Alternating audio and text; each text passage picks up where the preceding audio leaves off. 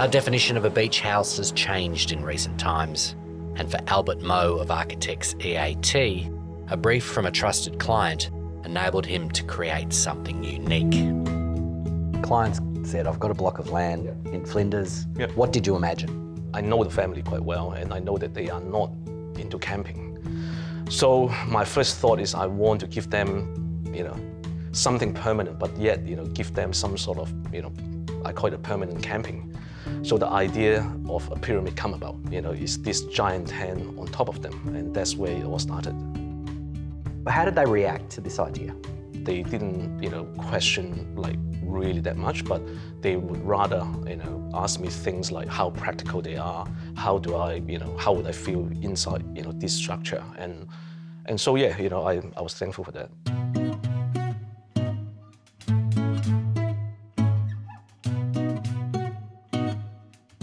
It's probably one of the most surprising entries to a house I've been into for a while. Sort of walk in this path past where the outdoor shower is, and then essentially you're walking into a backyard. Really, rather than having a door or front door right at the beginning, we actually draw people in deep inside the house, and then the space open up to become an internal courtyard before you even touch the front door.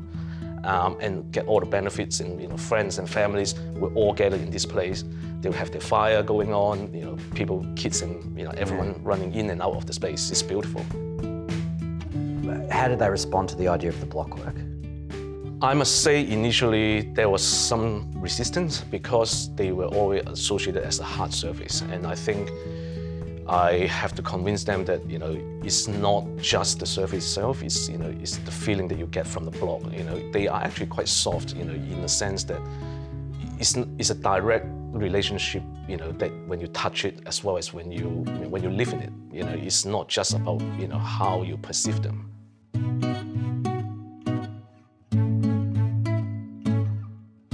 It works as an exterior and interior surface.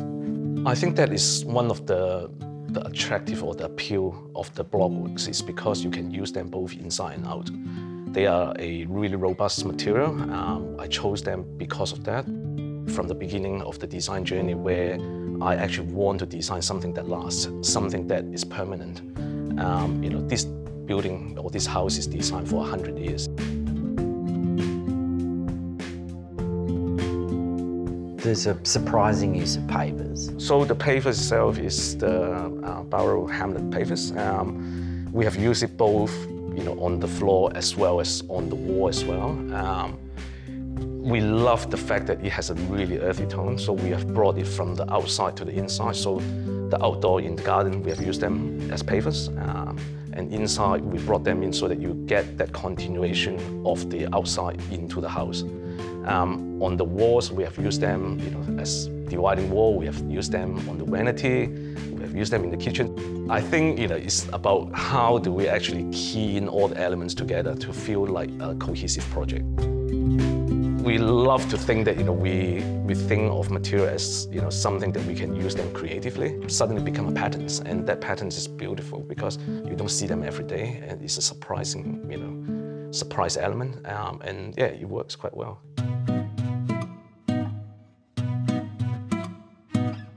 And when you design something that is more permanent and which can be passed on whether by generation or sell on, I think our living environment is how do we design building that lasts longer, that use less resources, and yet still capture the essence of a beach vernacular.